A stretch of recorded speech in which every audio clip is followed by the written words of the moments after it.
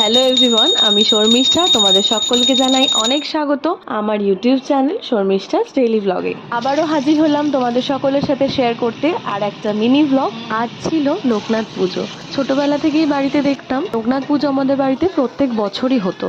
তাই আজ সকাল সকাল উঠে রান্না বান্না সেরে আমি পুজোটা করে নিয়েছিলাম।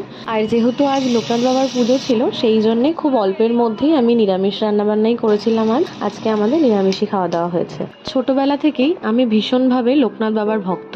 ওই একটা লোকনাথ বাবার বাণী আছে না, রনে বনে জলে জঙ্গলে যেখানেই বিপদে পড়িবে আমায় স্মরণ করিবে। এই কথাগুলো যে কতটা সত্যি আমি পদে পদে ফিল করেছি ছোট থেকেই। তাই আমি ভীষণভাবেই ভক্ত।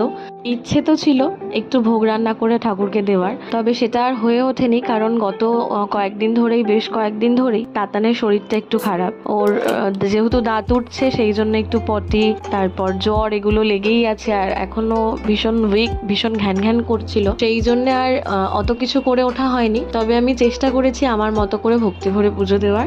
আমি চেষ্টা করি প্রত্যেক বছরই অন্তত একবার লোকনাথ বাবার মন্দিরে গিয়ে পুজো দিয়ে আসার, যেটা আমার বাড়ির কাছেই, খুব কাছেই, তেঘরিয়াতেই রয়েছে। সেখানেই আমি গিয়ে প্রত্যেক বছর পুজো দিই। তোমরা আমার এর আগের ব্লগেও দেখতে পারবে। বেশ কিছুদিন আগে আমি গিয়েছিলাম, একবার পুজো দিয়েও এসেছি।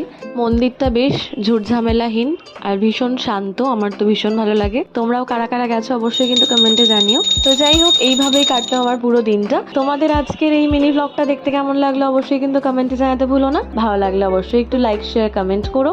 আবার দেখা হবে একটা নতুন ভিডিওর সাথে। তোমরা সবাই খুব ভালো থেকো, সবাই সুস্থ থেকো, গরমে নিজেদের খেয়াল রেখো। চ্যানেলটা সাবস্ক্রাইব না করা থাকলে সাবস্ক্রাইব করে নিও। আর চেষ্টা করবো আবার আগের মতো কনস্ট্যান্টলি ভিডিও দিয়ে যাওয়ার। Thank you for watching.